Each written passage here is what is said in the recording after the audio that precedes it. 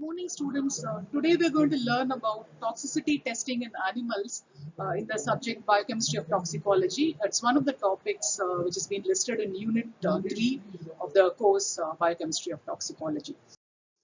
So there are actually different lethality tests once you have a new chemical entity, you need to actually do an acute toxicity study before you and you follow it up with the subchronic study and the chronic toxicity study. So in acute lethality study, you have three different kinds of lethality tests. So you have the acute toxicity or acute lethality test, and the acute dermal toxicity test, and the acute inhalation studies. Then you have the subchronic toxicity study and the chronic toxicity study. So the acute lethality test is the first toxicity test which is performed on a new chemical. The LD50 and other acute toxic effects are determined by actually doing a acute toxicity study. LD50 is nothing but the lethal dose 50. So you actually administer the new chemical by one or more routes of administration. So it could be either by the oral route, which is mandatory, and you can actually include a intravenous route of administration. And the new chemical has to be tested in one or more species. So the species which is most commonly used for the acute lethality test is mouse and rat. Sometimes rabbits and dogs are also employed. The studies are performed in both adult male and female animals. So the previous night before you do the dosing the next morning, you'll have to see the animals are starved without food. So the number of animals that die in a 14-day period after a single dosage is administered is actually tabulated. So you actually look for mortality and the weight gain or loss, and then you need to examine the animal daily for a period of 14 days. You'll have to look for signs of intoxication, whether the animal is lazy, hypoactive or hyperactive, whether there are any behavioral modifications in the animal, and then you have to look for if they have any disease symptoms, any morbidity which is prevalent, and then you have to look into their food consumption pattern as well, whether they're craving for food or they don't have any appetite, whether there's any loss of appetite. And what are the factors which influence the adverse responses to toxic substances? So there are a number of factors which influence the adverse responses to toxic substances. One is the animal strain. It could either be a transgenic animal or a wild type or native animal. Then the age of the animal, the weight of the animal, the type of feed which is given to the animal, the caging condition and the environment which is prevalent in the cages, the pre-trial fasting time, the duration of the pre-trial fasting time, and the method of administration, the route of administration, whether it is administered by the oral route or the intravenous route or subcutaneously or in the dermal route, and then the volume and the type of suspension medium which is used, and the volume of the new chemical which is administered on the animal. So all these factors, they can influence adverse response to toxic substances. Next, we are moving on to for what purpose the acute lethality test is used, and you can actually characterize the lethal dose 50 of a new chemical using the acute lethality test. And you need to actually test it at a particular dose, say from about 5 to 50 milligram per kg body weight. That is the initial dose at which the animal is tested. And then there's an order of magnitude range, it's a tenfold increase from 50 to 500 milligram per kg body weight. So the animals which are actually exposed in air or water, like those animals receive not known when animals are exposed acutely to chemicals in air they breathe or to chemicals in water fish lives in. In such situations, you need to actually calculate the lethal concentration 50, LC50 instead of LD50, because in the case of chemicals in an ocean environment or in a freshwater pond or lake, we really don't know how much of the toxic chemical is there in the water. So in those cases, in such situations, you will have to calculate the lethal concentration, LC50, which has to be determined. And the lethal concentration, LC50, is defined as the concentration of chemical in air or water that causes death to 50% of animals.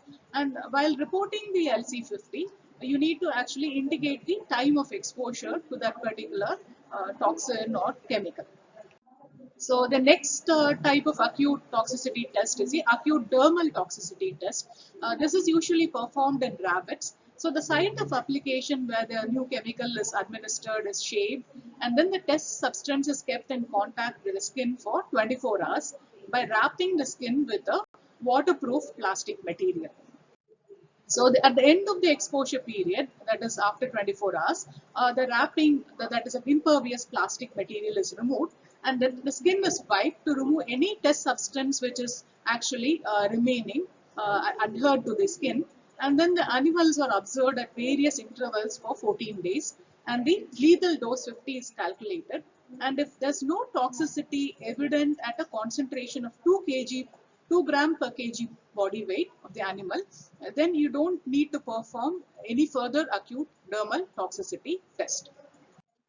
The third type of acute toxicity testing is the acute inhalation studies. So the experiments performed are similar to other acute toxicity studies, except that the route of exposure is by inhalation and the length of exposure is for about 4 hours. So next we are moving on to the subchronic toxicity study. So the principal goal of a subchronic study is to identify and characterize a specific organ or organs affected by test compound after repeated administration of the test compound. So this is usually conducted in 2 species, rats as well as dog, after exposure by the oral route. So orally the chemical is administered in rat and dogs. So 3 doses are normally given. One is a high dose, second is intermediate dose, and third is a low dose. The high dose is the one which produces toxicity but does not cause more than 10% death. An intermediate dose and the lower dose produces no apparent toxic effects. So you need to actually start the experiment with about 10 to 20 rats or 4 to 6 dogs of each sex per dose. So each animal is actually housed individually in adequately controlled environment. And the animals are observed once or twice daily for signs of toxicity like changes in body weight, whether there's weight gain or reduction loss in the body weight, the diet consumption pattern of the animal, whether they are craving for food or they have an appetite loss, and whether they hardly eat. And then you look actually for changes in the fur color, the texture of the fur, and then you actually look for any kind of symptom of respiratory or cardiovascular distress, motor and behavioral abnormalities, and then you actually look out for palpable masses if there's any kind of tumor-like mass which is developed in the animal. So at the end of the 90-day study, the study is normally performed for 3 months. The animals are sacrificed, and then you actually collect the blood and the tissue from the animal for further analysis. Then you actually characterize the dose-response relationship of a test substance after repeated administration of the test compound. This will actually provide data to predict appropriate doses for the chronic exposure study. So based on the dose which has been used in the subchronic study, you will be able to predict what kind of a dose you need to use for the chronic exposure study. So next comes the subchronic study. How do you register the drug? At what stage do you register as drugs? So what are the requirements for chemicals that are to be registered as drugs? So for that, you need to ensure that the acute and subchronic studies has to be completed, and then the company can file an investigational new drug application, which is called as the IND application, with the Food and Drug Administration in the US. So if FDA approves the application, then the clinical trials can commence. So next we are learning about the chronic toxicity study. So this has got another name. It's called as long-term or chronic exposure studies. So this is performed similarly to the subchronic studies. except that the period of exposure is longer than 3 months. This is actually performed to assess the cumulative toxicity of chemicals, that is severe toxicity over a period of time. To test the carcinogenic potential of chemicals, the chronic study is done. This can also be utilized for evaluating the potential oncogenicity of test substances. So the chronic exposure studies, they can be performed in rodents as well as the non-rodent species. So if it is performed in rodents like rats and mice, then it is normally performed for a duration of 6 months to 2 years. In the case of a non-rodent species, the duration of the study can vary from 1 year or longer. So studies are performed in the rodent species, rats and mice, that will extend over average lifetime of the species. So in the case of mice, it can vary from about 18 months to 2 years. And in the case of rats, it can vary from 2 to 2.5 years.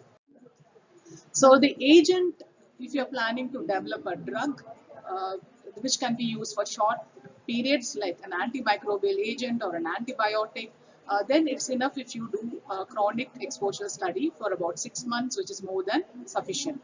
If the agent is going to be a food additive, which has got a potential for lifetime exposure in humans, then in that case, you need to actually do the chronic exposure study up to 2 years, which is most likely to be required.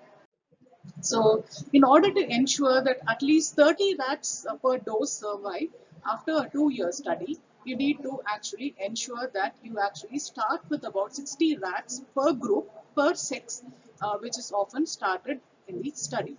And you actually administer the highest dose, that is the estimated maximum tolerable dose. And apart from the estimated maximum tolerable dose, you will give 1 or 2 additional doses. So which could be fractions of the MTD, it could be 1/2 and 1/4 of the maximum tolerable dose.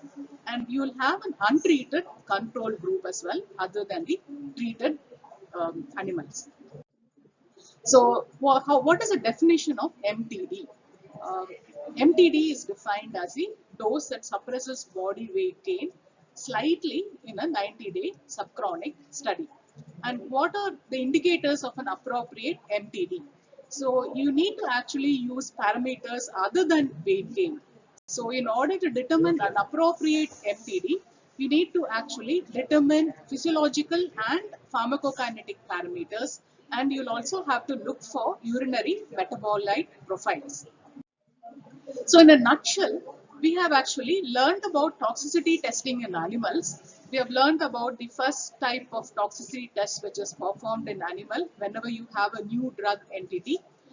Then you actually look for the acute lethality, the dermal toxicity test, as well as the inhalation test. Then you subsequently do the subchronic toxicity study, which is followed by the chronic toxicity study. So students, I hope you have understood clearly the lecture on toxicity testing in animals. If you have any doubts or questions, you're more than welcome to ask. Thank you for your patient listening. Thank you very much.